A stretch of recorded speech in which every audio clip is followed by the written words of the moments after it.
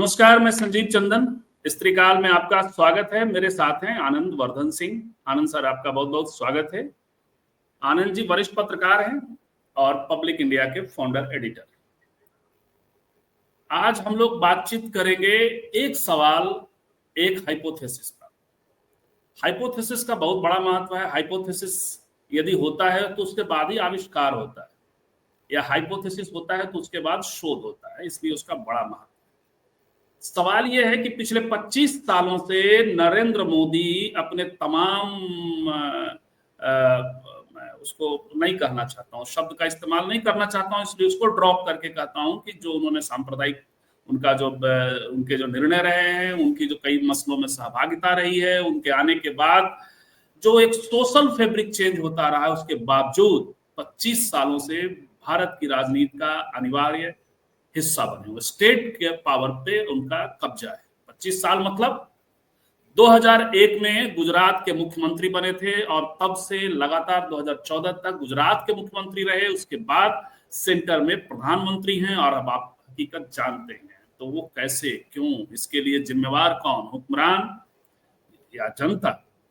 दूसरा सवाल हम लेकर जो बात करने वाले हैं अगले आधे घंटे 40 मिनट, वो है हाइपोथेसिस। और वो ये है कि जो एजेंडा है, जो टारगेट है भारतीय जनता पार्टी का, मोहन भागवत का, आज जो ऑर्गेनाइजर और 5 जन में जो पिछले दिनों इंटरव्यू दिया उससे भी सिद्ध होता है, जो बिहार में उन्होंने भाषण दिया था कि दुर्भाग्य बहुत दिनों तक नहीं रहता, उससे भी सिद्ध होता है कि संघ भाजपा की अपनी सरकार बिहार में चाहता है।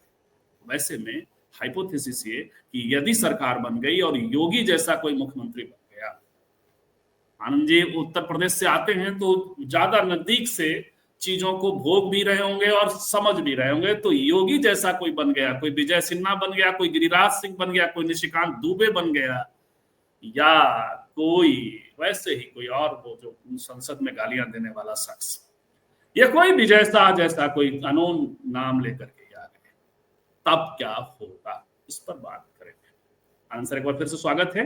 सबसे पहले सवाल पे, फिर हाइपोथेसिस पर आएंगे। सवाल वही कि नरेंद्र मोदी 25 सालों से भारतीय राजनीति की हकीकत तो बने हुए हैं। खूबी है या कहीं कुछ कमी रह गई है भारतीय समाज में या भारतीय राजनीति? मैं मतलब बिल्कुल स्पष्ट कर दूं संजीव जी, नरेंद्र मोदी साहब शायद मेरी याद में और मेरी जानकारी में अकेले एक ऐसे प्रधानमंत्री हैं। मैं एक दो प्रधानमंत्रियों को अनादर के भाव से नहीं, लेकिन वो लोग एक्सीडेंटल प्रधानमंत्री ज्यादा मानता हूँ। आई के गुजराल साहब बन गए थे, तो आई के गुजराल साहब कोई ट्रेंड पॉलिटिशियन नहीं थे, लेकिन जो जो जो ऐसे प्रधानमंत्री जिनसे कंपैरिजन होता है, चाहे वो नेहरू हो, चाहे वो इंदिरा जी हो, चाहे वो राजीव गांधी हो, चाहे वो नरसिम्हा राव साहब हो, अटल बिहारी वाजपेयी हो, ये सारे लोग, मतलब इन सारे लोगों का नाम मैं ले रहा हूँ, वीपी सिंह हो, ये सब लोग पॉलिटिक्स में आए, पॉलिटिक्स में एक अपनी सीढ़ी धीरे धीरे चढ़े, पॉलिटिक्स को गुना, पॉलिटिक्स को जिया, और उसके बाद उन्होंने अपने ढंग से अपने जो भी उनको उस समय जो देश के लिए लगा कि सबसे ज्यादा हितकर है, वो उन्होंने उस देश के लिए वो निर्णय लिया। उसमें अच्छे निर्णय भी हैं, खराब निर्णय भी हैं, उसमें कड़े निर्णय भी हैं, और कुछ जो भी आप कहिए।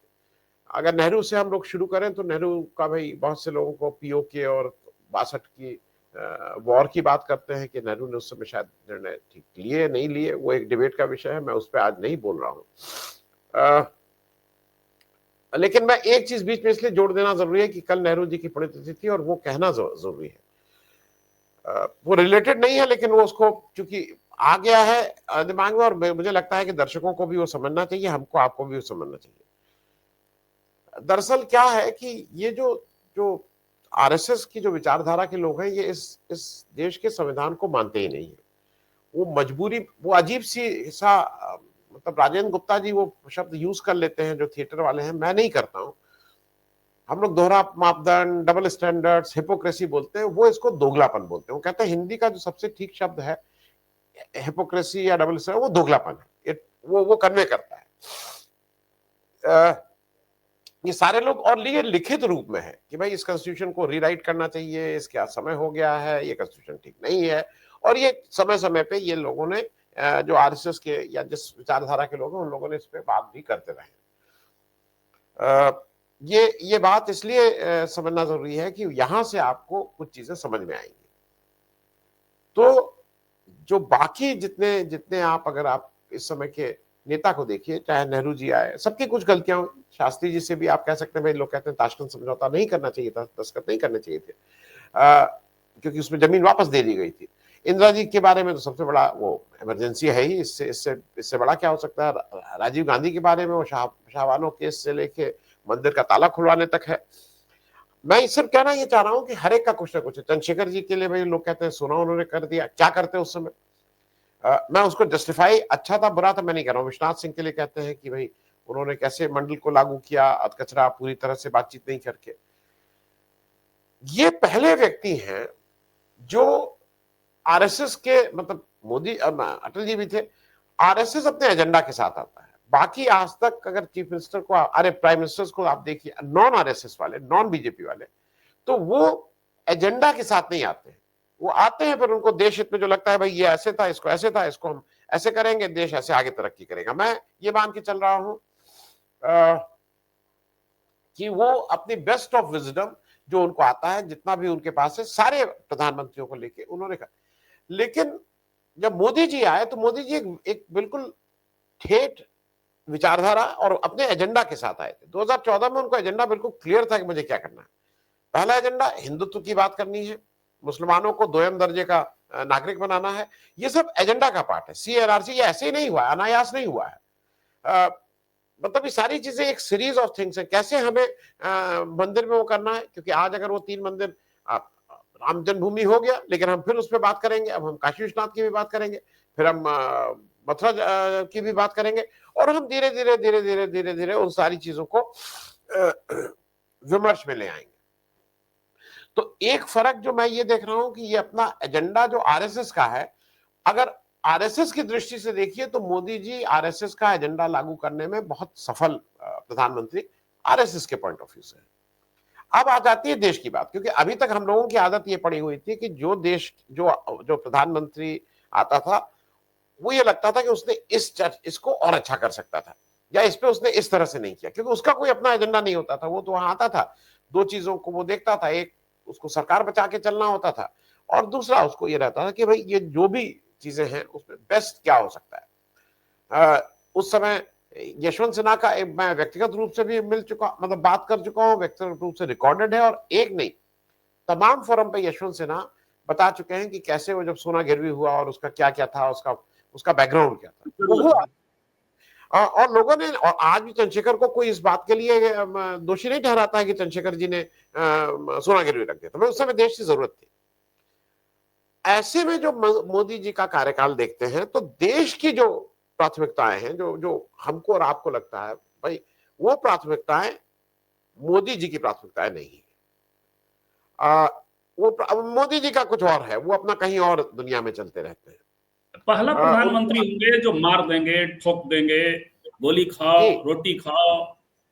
अब पता नहीं किन किन किस किस भाषा में बात करते हैं, लेकिन और ये संजीव जी ये मैं आपको फिर बता दूं, ये मैं पहली बार देख रहा हूं कि आप एक विदेशी, मतलब जो आपका जो दूसरा देश है, उसको आप मंच से अपने यहां खड़े होकर उसको गाली दे रहे हैं क्योंकि आपको यहां वोट मिल जाए। आपने कभी किसी को, भाई हम लाल आंख दिखा देंगे, दांत अब वो बता रहे हैं पाकिस्तान को, रोज वो पाकिस्तान का विमर्श ले आते हैं कि ये कर दिया, देखा मैंने पानी रोक दिया तो उनको क्या हो गया, हालत खराब हो गई, हाँफने लगे, क्या करने लगे। ये एक अनफॉर्चुनेट चीज है। देखिए ये फैक्ट है कि चाहे आप गोली से करें, चाहे आप एटम बम से करें, और चाहे आप बातचीत से करें, पाकिस्तान आपका पड़ोसी देश है। उसके साथ जो आपकी जो भी समस्याएं हैं वो आपको उसके साथ ही सुलझानी होगी। अब उसको सुलझाने में अगर ये लगता है कि नहीं नहीं हम इतनी गाली दे देंगे और उनको कह देंगे कि छठी का दूध, और वो कर देंगे और दिखा देंगे, और अगर गोली तैयार है, गोली खाने को तैयार है, इससे अगर आपको लगता है कि वो आपका जो मामला है वो ज्यादा आराम से सुलझ जाएगा, तो ये उनका प्रेरोगेटिव है भाई। वो प्रधानमंत्री है, ये उनका प्रेरोगेटिव है। वो ऐसा इसलिए भी तो करते हैं ना सर, कि कोई पूछे नहीं कि भाई वो जो मारने वाले थे वो कहाँ चले गए, या जब गोली लगी तो अंकिता नरवाल के पति को 1.5 घंटे तक कोई ट्रीटमेंट नहीं मिला, प्राथमिक उपचार नहीं मिला, वो बच सकते थे। और वो ये सीआरपीएफ से थे या शायद, तो वो ये सब सवाल ना आ जाए तो ये चीजें वो करते रहते। जी आनंद सर जारी रखें। नहीं, मैं सिर्फ एक चीज और बता दूं, चूंकि आपने ये बात कहा कि वो देखिए ये वाला जो है ना कि मेन मुद्दे से कैसे बात ना की जाए। आप, मैं उत्तर प्रदेश से आता हूं, बिहार से आते हैं, ये बहुत से नेताओं में आपने भी देखा होगा, मैंने भी देखा है कि मैं इसलिए इस बात को कह रहा हूं कि मैं अपनी आंख से ठीक से देखा है कि अगर उधर से संजीव जी आ रहे हो, संजीव जी से मैंने कहा था कि भाई संजीव जी, कल मैं आपको, संजीव जी का मैंने कोई उधार ले रखा था और संजीव जी ने मान लीजिए कहा कि भाई ये उधार वापसी, तो जब वो दिख जाएंगे वहां से तो मैं अपने ही यहाँ इतनी गाली गलौज करने लगूंगा। एक दो चार आदमी इसीलिए रखे, हर नेता रखता है, उसको खूब गालियां ली देगा। अब जब संजीव जी आएंगे तो उनको लगेगा भैया यहाँ तो मामला बहुत गर्म है, मैं कैसे कहूं कि आपने आज कहा था कि भाई वो 4,000 रुपए 10,000 रुपए आपने जो मुझसे लिए थे, आज आपने दौड़ाने के बाद। संजीव जी जैसा व्यक्ति या मेरे कोई भी व्यक्ति वो नमस्ते करेगा। अब आप तब तक गाली देते रहेंगे जब तक संजीव जी बैठे हैं। संजीव जी गए, गाली खत्म, नाटक पूरा। इससे बचे। तो मोदी जी बार बार जो ये काम कर रहे हैं वो सिर्फ इसलिए कर रहे हैं, सिर्फ और सिर्फ इसलिए कर रहे हैं कि उनको जवाब ना देना पड़े। या आपने अब ये लोग भी इसको समझ रहे हैं कि वो उनके पास ऑल पार्टी मीटिंग में आने का समय नहीं है, उनके पास संसद बुलाने का समय नहीं है, उनके पास जो 7 संसदीय आपके भेजे हुए, आप जो भारत सरकार की तरफ से 7 दल जो जा रहे हैं उनको एड्रेस करने का समय नहीं है। मतलब मैं पहली बार देखा हूं कि आप एक किसी को भेज रहे हैं, कम से कम उनसे बैठ के बताते तो कि हमारी लाइन ये है, अगर वो ये पूछेंगे तो हम लोग को ये जवाब लेना चाहिए, आप कुछ तो बात करेंगे। नहीं, वहां पे आप विक्रम मिश्री को लगा देते हैं। आपका सारा वहां पे गुनताना यह है कि इनको कैसे आपस में इनमें लड़ाई कराई जाए, इनको इन सब के बीच लेकिन सवाल मेरा ये है, आज का सवाल ये है कि ये सब है और ये 25 साल से। आपने वहां गुजरात में जो देखा, जिस तरह से गोधरा कांड के बाद ये लेकर के घूमते हैं, पूरी लाश लेके घूमना, लाश की राजनीति का सारा खेल हम सब देख रहे हैं। तो ये सब, लेकिन ये 25 साल से अनिवार्य बने हुए हैं। आज इसी सवाल का जवाब चाहिए। उसके बाद हम सेकंड हिस्से पे चलेंगे कि इसकी जिम्मेवारी क्या हम हुक्मरानों को दें, क्या हम अहमद पटेल को दें, क्या हम सोनिया गांधी के निर्णयों को दें, क्या हम किसी और फेलियर को दें, या जनता जो, या एक और कुछ कहा जाता है दुनिया भर में दक्षिणपंथी हुई है राजनीति तो भारत में भी हो गई, कुछ ऐसा है क्या है? क्यों अनिवार्य ये बने, अभी तक बने हुए हैं, या विपक्ष की कमियां हैं कि वो विकल्प पैदा नहीं कर पाए? आनंद सर। नहीं, देखिए, मैं जो आप बात कह रहे हैं कि जब गोधरा में इन्होंने वो लेके घुमाया, तो लार्जर तो मैं ये बता दूं कि इस देश ने, इनकी सरकार थी, केंद्र में भी सरकार थी, अटल जी जैसे भाई बहुत से लोग उनको बहुत लोकप्रिय मानते हैं, बहुत से लोग उनको बहुत सहिष्णु मानते हैं। मेरी राय हालांकि फर्क है कई लोगों से। उनके पास उस तरह का मैंडेट ही नहीं था, नहीं तो वो हो सकता है कि मोदी जी जैसे वो भी हो जाते, बातचीत में नहीं होते, लेकिन जो आरएसएस का एजेंडा है उसमें वो पीछे रह जाते। ये मुझे इसमें कोई शक नहीं है कि वो भी वैसे ही करते, चाहे वो 370 होता, चाहे वो सीएनआरसी होता। बातचीत में ये पढ़े लिखे नहीं, वो पढ़े लिखे थे, वो तो इसलिए वो सज्जनता और वो आपसी व्यवहार अलग होता है, लेकिन एजेंडा सेम रहता है। इसमें मुझे कहीं कोई शक नहीं है, मैं बिल्कुल स्पष्ट हूं इस मामले में। मेरा कहना यह है, जो आप बात कह रहे हैं, इस देश में 2-3 चीजें देख लीजिएगा। जब गोधरा हुआ और गोधरा के बाद जब 2004 का लोकसभा इलेक्शन हुआ, जब इंडिया शाइनिंग की बात थी, तो इस देश के लोगों ने इनको नकारा, इनकी सरकार नहीं बनी। और आइडियली जो मोदी जी जिस तरह का होता है, अगर वो सरकार कहीं 100 सीटें ज्यादा आ गई होती तो अब तो मोदी जी कहते कि आपकी क्या औकात, मैंने आपको 100 सीटें ज्यादा करके दी। मोदी लेकिन जी गुजरात में तो रिपीट हो गए वो। गुजरात में मैं मोदी को लेकर आ रहा हूं, मोदी फिर से मैं आ रहा हूं गुजरात पे भी। मैं स्टेट पे हूं, उससे पहले मैं एक चीज इंपॉर्टेंट इसलिए कर दूं कि वो समझना जरूरी है। फिर मोदी जी को एक चीज बिल्कुल समझ आ गया कि ये मुझे बिल्कुल ठीक से, आप अगर देखिए, इनको ये चुनाव का गेम समझ में आने लगा। अब इनको चुनाव का गेम अगर समझ में आना है तो उसके लिए जरूरी था कि आप एक नैरेटिव बनाएं, और उस समय तक मंडल के बाद का पोस्ट मंडल जो था उसमें ओबीसी पॉलिटिक्स के बिना आप कुछ नहीं कर सकते थे। ये ओबीसी हो गए, और इन्होंने उसको बिल्कुल ठीक से कन्विंस कर लिया कि ओबीसी के चैंपियन अब हमारे मोदी जी हैं। क्योंकि अगर आप याद करिए, इनको जब नीतीश कुमार जी ने चैलेंज किया था तो इनके ओबीसी पे कहीं कोई फर्क नहीं पड़ा था। आइडियली इनके उस ओबीसी पे फर्क पड़ना चाहिए था, लेकिन इन्होंने ओबीसी को ठीक से मैनेज किया। दूसरा, इन्होंने अपने को विकास के साथ जोड़ा। जो जो गुजरात में जो हम सब लोग उसमें वो हुए, गुजरात कोई जाता नहीं था। गुजरात से जो खबरें आती थी कि भाई वो टाटा नैनो का, ममता बनर्जी ने यहाँ से प्रदर्शन किया, नैनो का प्लांट गया, एक दिन के अंदर उन्होंने अप्रूवल दे दिया। तो ये जो जो नैरेटिव सेट करने की बात थी, उससे फर्क तो पड़ता ही है कि एक दिन में टाटा जी को गुजरात नैनो का वो मिल गया, अप्रूवल मिल गया। तो इन्होंने एक विकास पुरुष के रूप में अपनी बात की, इन्होंने ओबीसी के रूप में अपने को बिल्कुल ठीक से एस्टैब्लिश किया, और इन्होंने एक गुजरात मॉडल जो अब बिल्कुल साफ हो गया, जो तार तार हो गया कि गुजरात मॉडल का मतलब डर, लोगों को डराना धमकाना, और अगर डराने धमकाने से भी काम ना चले तो उनको रास्ते से हटाना, ये गुजरात मॉडल है। इसमें कहीं कोई इफ एंड बट नहीं है। गुजरात मॉडल के जो एक हम, और मैं नाम इसलिए ले रहा हूं, नाम लेना जरूरी है, एक शर्मा जी आए हैं यहाँ, आईएएस अधिकारी थे, मोदी जी ने उनको इस्तीफा दिलवा के भेजा उत्तर प्रदेश कि वो सुपर चीफ मिनिस्टर होंगे, योगी जी के ऊपर नकेल लगे जी। और योगी जी ने उनको कैसे किया, उनको पॉलिटिकल, वो काफी दिनों तक आए, शुरू में उनको लगा कि मैं ही चीफ मिनिस्टर हूं, वो मीटिंग वीटिंग सब लेने लगे, लेकिन उनको उनकी जगह योगी जी ने ठीक से दिखाई। 4-5-6 साल बाद अब वो उत्तर प्रदेश के बिजली विभाग के मंत्री हैं। और आप उत्तर प्रदेश में अगर आपका कोई भी जानने वाला हो, फोन करके किसी बोले, जितना बदहाली, जितना खराब बिजली वाला विभाग चल रहा है, उतना विभाग पिछले 20-25 साल में नहीं चला है।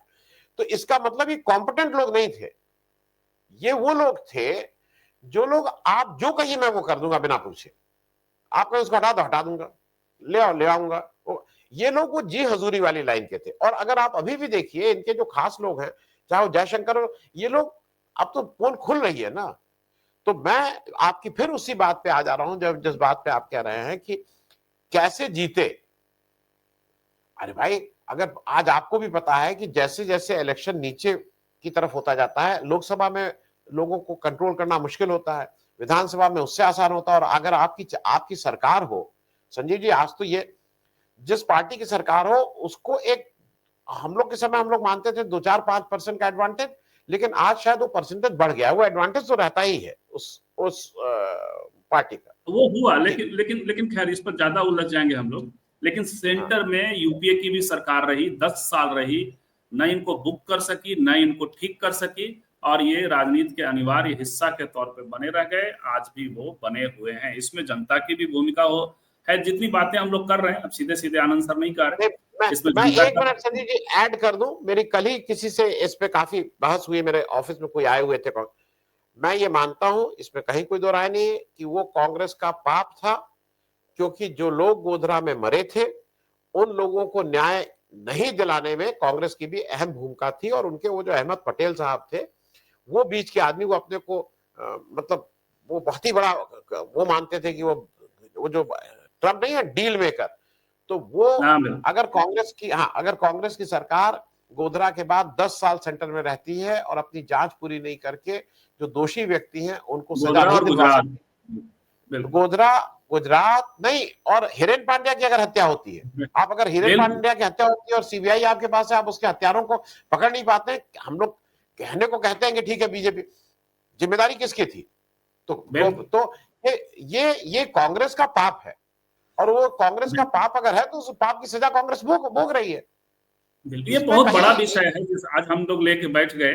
ये एक ऐसा विषय है जिसपे लंबा पॉडकास्ट की जरूरत है। जल्दी हम लोग शुरू करने वाले हैं, आपको बुलाएंगे सर, तो इस पे बात करेंगे। ये एक ऐसा विषय है जिसमें बहुत सारी चीजें सामने आ जाएंगी। आज की राजनीति का भी प्रसंग आएगा, लेकिन बिहार वालों को थोड़ा समझाइए अब अगले 15 मिनट में कि ये जो सपना पला हुआ है कि बीजेपी का सीएम, और जो है लगभग हिंदू राष्ट्र का आप ऑर्गेनाइजर वाला इंटरव्यू देख रहे होंगे, इस सब के बीच यदि कोई योगी प्रधान यहाँ का सीएम बन गया तो क्या होगा? बुलडोजर, मॉब लिंचिंग, बोल नहीं पाएंगे, मुकदमे, जेल, क्या होगा सर?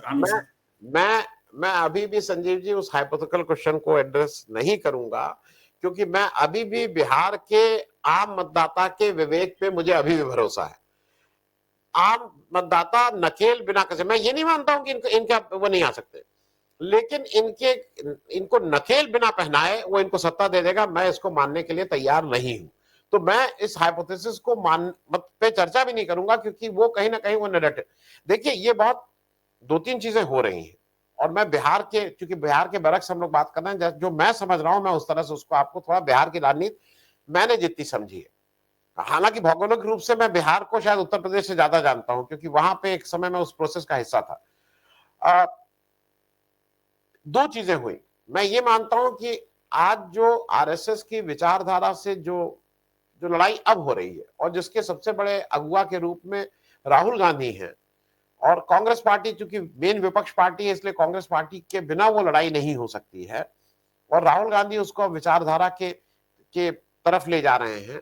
उसमें अगर मेरे हिसाब से कोई एक व्यक्ति कहे कि एक आदमी और बता दो जो इस देश में आरएसएस के सामने लड़ने को तैयार हो, कॉम्प्रोमाइज नहीं करेगा, उसका नाम लालू यादव है। मैं बिना किसी, लालू यादव के 50 वो दोष हो सकते हैं, वो दोष मैं उसको भी अभी गिनाऊंगा क्या दोष, लेकिन जहां तक इस विचारधारा के मामले में है, जीरो कंप्रोमाइजिंग आदमी है वो। मतलब वो वही है कि राहुल, अगर कल के दिन लालू यादव जाके वहां तेजस्वी को उसका करा दे, तो वो वैसे ही है कि राहुल गांधी को कल के दिन आप ये कहिए वो बीजेपी के प्राइम मिनिस्टर कैंडिडेट हो जाएंगे। तो इन सबका, इस तरह की बातों का कोई अर्थ नहीं। लेकिन हैविंग सेड दैट, बिहार में एक चीज अच्छी ये हो रही है कि बिहार में जो, और इस पे हम और आप बहुत बात कर चुके हैं, लेकिन मैं सिर्फ दर्शकों को इसको एक बार याद दिला दे रहा हूं। बिहार में जो कांग्रेस ने अपनी लीडरशिप में चेंज किया, चाहे वो अध्यक्ष का चुनाव हो, चाहे उनके प्रभारी जो आए हो, उसका एक बड़ा कारण ये भी था, और ये सबको अब तो धीरे धीरे, कि इसके पहले का जो टीम थी, वो टीम थी तो कांग्रेस की, लेकिन उसके कैंडिडेट डिसाइड लालू जी करते थे। लिस्ट वहां से आ जाती थी, ये दस्तखत करके भेज देते थे, या यहां से अपनी लिस्ट उनको भेजते थे, वो उसमें अपना चेंज करके भेज देते थे। चाहे वो 70 सीट मिले, चाहे 7 सीट मिले, चाहे 2 सीट मिले, डिसीजन मेकिंग लालू जी की होती थी कि आपके यहां से कौन कौन लड़ेगा। उस चीज को चेंज हुआ है, और इस समय कांग्रेस, हो सकता है कांग्रेस की इससे दिक्कत हो, लेकिन आरजेडी और कांग्रेस अलग होगी, ये सपने की बात है, ये सब फैलाते कुछ भी रहे।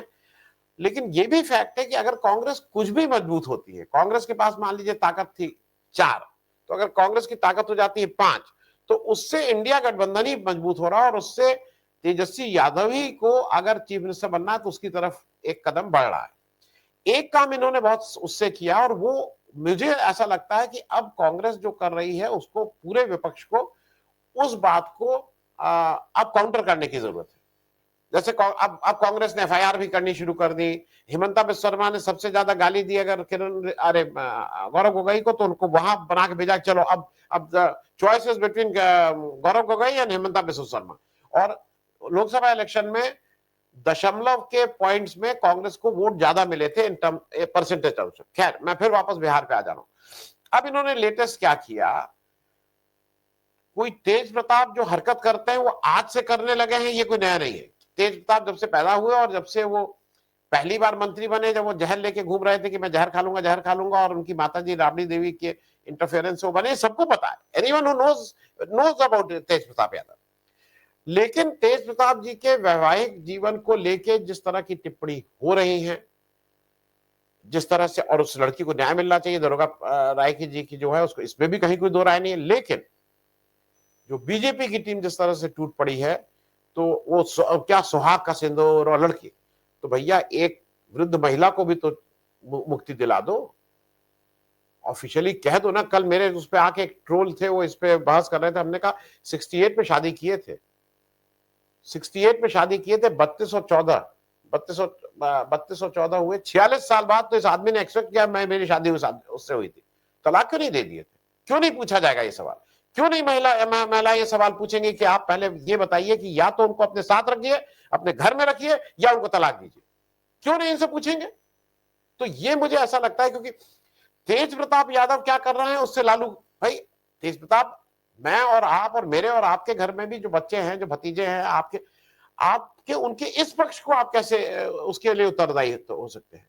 बिल्कुल नहीं, बल्कि इस मामले में सर आपने जो देखा होगा, लेकिन बीजेपी सहित पूरा विपक्ष का जो पॉलिटिकल शीर्ष नेतृत्व है, उसने इस मामले से अपने को दूर रखा है। बाकी खेल चल रहा है दूसरे सोर्सेस से, लेकिन पॉलिटिकल विपक्ष ने भी अपने को इससे, लेकिन एक चीज बताइए, हाइपोथेसिस पे नहीं जाना है, लेकिन हमारे दर्शकों को बताइए तो कम से कम सही कि योगी जी के समय में क्या क्या हो रहा है, क्या हो रहा है लखनऊ में, क्या हो रहा है जब आप बोलते हैं, किस तरह से बुलडोजर चलता है। एक मैं सवाल कर रहा हूं आपसे, उस तरफ लोगों का ध्यान नहीं गया है, और आपके नाम के आप पीछे भी सिंह लगा हुआ है, तो लोग अलग अलग अंदाज में लगाते होंगे, कुछ लोग जानते भी होंगे। तो उस लिहाज से मेरा सवाल है कि अब इसे देखिए, नेहा सिंह राठौर, आज तक उसकी कोई गिरफ्तारी नहीं हुई, मुकदमा हो गया, और भी लड़कियों पे मुकदमा हो गया, अच्छी होना नहीं चाहिए था, मैं उस पक्ष में नहीं हूं। तो क्या योगी जैसा कोई मॉडल बिहार में आता है उसको छोड़ देते हैं, लेकिन योगी का क्या पैटर्न है, यदि वो मुस्लिम होती, यदि वो गैर राजपूत होती, तो क्या आपको लगता है कि वो योगी जी को जातिवाद वहां कर रहे हैं? एक तो ये, दूसरा कि किसी भी स्थिति में अल्पसंख्यक हो या विवेकशील कोई भी जमात हो, थोड़ा राजपूतों को छोड़ करके वो वहां बोल नहीं सकता। राजपूत में इसलिए केंद्रित कर रहा हूं कि मैं नेहा सिंह राठौर पे मुकदमा होने के बाद वहां पुलिस शांत पड़ गई। आनंद सर जी नहीं, मैं दोनों चीजें स्पष्ट कर दूं।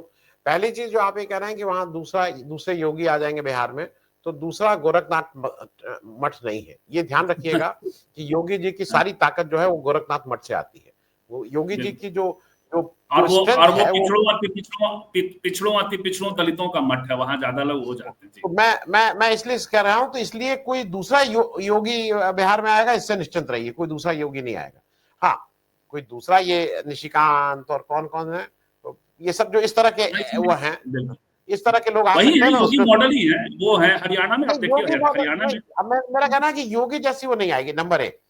नंबर दो, एक चीज मैं और कह दूं, जो जो ये जात पात की बात बहुत करनी नहीं चाहिए, शारीरिक रूप से तो बिल्कुल ही नहीं करनी चाहिए, क्योंकि हम सब लोग उसके खिलाफ वाले लोग हैं, लेकिन फिर भी मैं बता दूं, हाँ, हकीकत है तो हम लोग करते रहते हैं।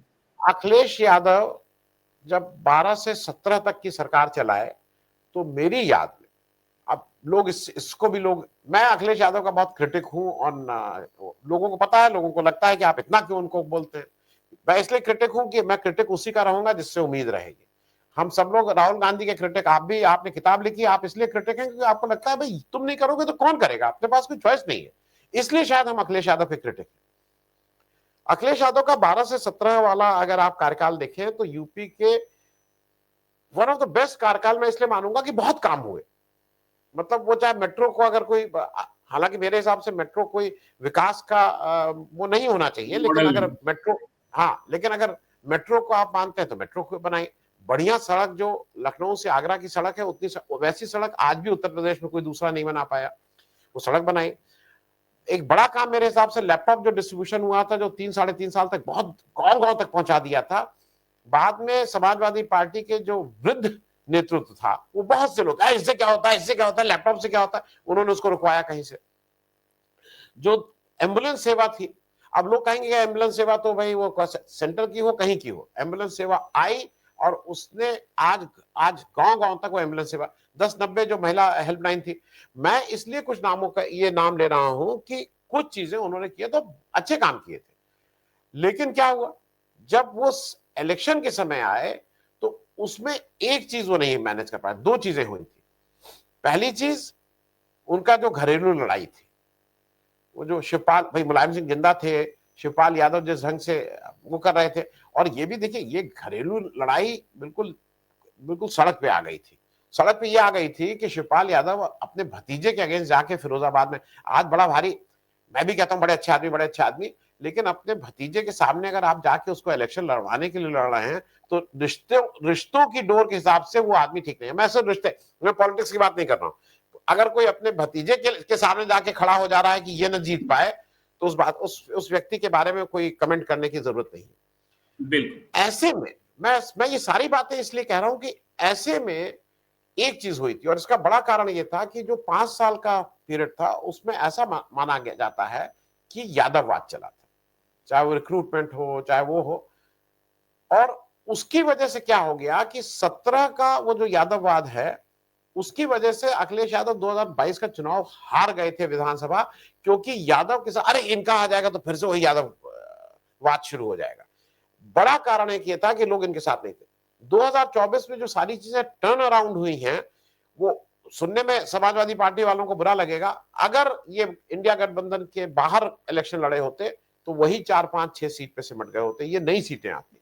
इंडिया गठबंधन में आके जो काम एक समय, अब वो मैं फिर कंपैरिजन कर रहा हूं, जो काम एक समय एनडीए में जॉर्ज फर्नांडिस ने उनको अछूत से वो बना दिया था कि नहीं नहीं इनको भाई इनसे बात हो सकती है, वही काम इंडिया गठबंधन में आने से और राहुल गांधी के साथ आ जाने से इनको वोट का भी फायदा हुआ।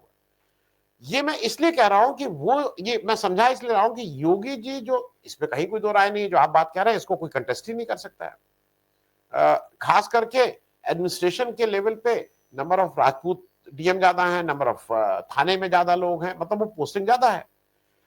लेकिन जो, और मैं राजपूत हूं, मेरे रिश्तेदार नातेदार पटीदार ये सब राजपूत हैं, सबका एक चर्चा होती है कि भैया ये जब सरकार जाएगी तो अगले 10, 15, 20 साल तक राजपूत एज सच को इसका प्राइस देना पड़ेगा, क्योंकि आप जैसे यादववाद से लोग तंग थे, आपके साथ कोई खड़ा होने को तैयार नहीं है आज की तारीख में, उस तरह का कोई प्राइस होगा। वो अभी उसको गेज करना जरा मुश्किल है, अभी गेज करना मुश्किल है अभी। लेकिन तो बिहारियों, बिल्कुल, लेकिन बिहारियों ऐसा भी प्राइस देने के लिए भी मत किसी को लाइएगा।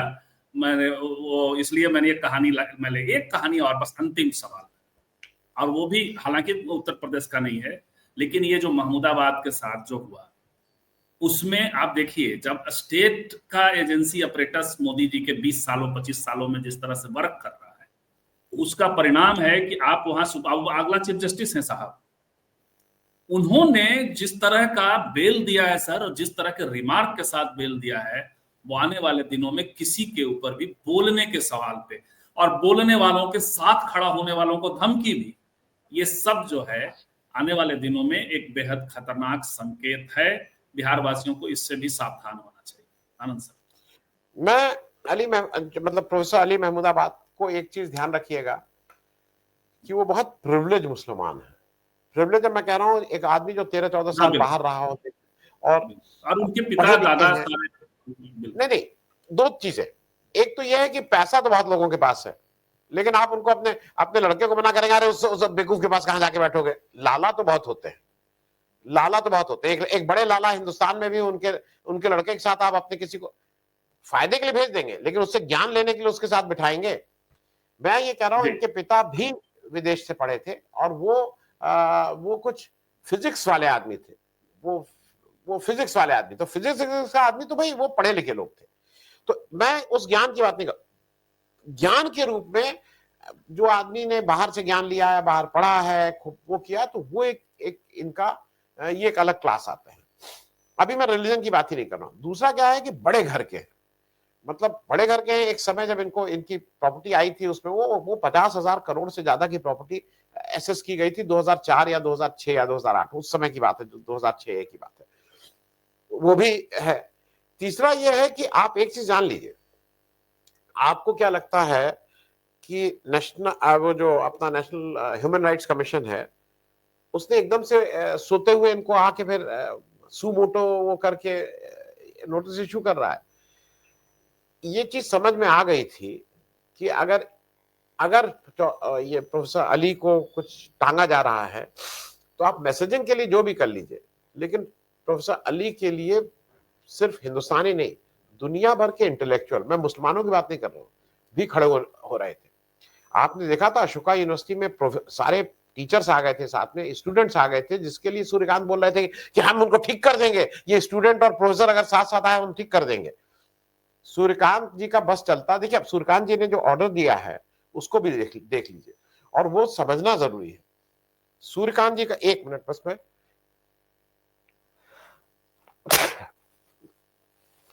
माफ कीजिएगा, ये वो एसी और नॉन, हाँ नहीं, उसकी वजह से धूप और सर्दी का जो चक्कर है। जो ऑर्डर दिया है, उस ऑर्डर को ध्यान से पढ़ लीजिए। वो ऑर्डर, उस एसआईटी को बताया गया है कि इनको ठीक से चार्जशीट करके इनका केस ठीक से बनाओ, क्योंकि वो ऑर्डर में ही बार बार कह रहे हैं कि ऐसे समय में क्या आपको ये कहना चाहिए था, ये चीज है, लेकिन मैं आपके लिए नहीं कह रहा हूं। तो फिर किसके लिए कह रहे हो? अगर ऑर्डर उसका लिखा रहे हो तो किसके लिए और कह रहे हो? तो उन्होंने एसआईटी को मोटे तौर पे बता दिया है कि आपको क्या क्या करना है। देखना यह है कि इनके ऊपर प्रेशर कितना है। चौधरी अली महमूदाबाद से जो मैसेजिंग जहां देनी थी वहां मैसेजिंग चली गई। लोग ऐसे ही सख्ते में थे और सख्ते में आ गए हैं। मुसलमान को ये लग रहा है कि भैया जब महमूदाबाद जी के साथ ये हो सकता है तो हमारे आपकी तो कोई गिनती ही नहीं है। तो मैसेजिंग के रूप में बिल्कुल परफेक्ट, नफरत फैलाने के लिए बिल्कुल पूरा 10 में 10 नंबर मिल रहे हैं, इसमें कहीं कोई दो राय नहीं है। और मुझे लगता है कि ये चुनाव के उसमें इतने ज्यादा ये लोग डूबे रहते हैं कि इनको इंटरनेशनली कौन आपको क्या सोचेगा, आपके बारे में क्या राय रखेगा, ये प्रूव हो गया ना संजीव जी। मैं इसके साथ खत्म करूंगा। आज एक पाकिस्तान का जो भी उसको क्राइसिस बोलिए या कुछ बोलिए, हालांकि वो अच्छी बात है, हमारे हमारे बीजेपी का नेतृत्व कह रहा है कि वो हमारी पाकिस्तान से अंडरस्टैंडिंग अभी हुई है, सीज फायर नहीं है। अंडरस्टैंडिंग तो मित्रों के बीच में होती है। अंडरस्टैंडिंग तो मैंने कभी नहीं सोचा कि मेरी हमारी और मतलब हमारी आपकी अंडरस्टैंडिंग है कि आपने कहा कि भाई 11:30 बजे आप कर दीजिएगा, मैंने कहा मैं 11:35। आप मित्रों के बीच अंडरस्टैंडिंग होती है। तो ये सब घुमा फिरा के जो मामला जो भी कर रहे हैं ये इनको वोट तो दिला देगा लेकिन देश को कहीं ना कहीं कमजोर जरूर कर रहा है। इसको आप ले लीजिए। इंडिया, हाँ, इंडिया एज अ होल उसमें उसकी ताकत तो कम हो रही है, इसमें कोई दो राय नहीं। बिल्कुल, ये सारी बातें समझने की बातें थी। हम लोगों ने बात की, गुफ्तगू, कभी कभी लगा हुआ कि तबले का म्यूजिक जो बज रहा है वो इधर से उधर भी जा रहा है, लेकिन मूलतः जो हम लोग बात कर रहे थे वो ये कि एक तो 25 सालों से ये साहब बने हैं भारतीय राजनीति में, अनिवार्य उसका इम्पैक्ट फैक्टर कौन है, उसका दोषी कौन है, ये पूरी बात सुनिएगा तो आपको कुछ कुछ हिसाब से आप समझ सकेंगे। और दूसरा कि यदि गलती दोहरा दी, बिहार, बंगाल, झारखंड, ये सब बचा हुआ है। इन 3 पर आरएसएस की नजर है और बीजेपी की नजर है। तो गलती दोहरा दी उत्तर प्रदेश वाले। उत्तर प्रदेश को मैं कहता हूँ बनारस है, वहां वो लोग हम लोगों को, बिहार वालों को हमेशा भ्रात्य प्रदेश और आदि इत्यादि पता नहीं क्या क्या वेदों में। तो मैंने कहा सर कि वो कहते हैं बुखार, हे बुखार उधर जाओ, ये भ्रात्य प्रदेश में जाओ और कीकट प्रदेश में जाओ। तो ऐसा था इधर वाला मामला, लेकिन वो बुखार जो अभी आपके यहाँ है वो हमारे यहाँ नहीं आए तो ज्यादा अच्छा है। बहुत बहुत धन्यवाद आनंद सर, और जितने भी आउटसाइड पैनलिस्ट थे आप सबका भी बहुत बहुत धन्यवाद। Thank you.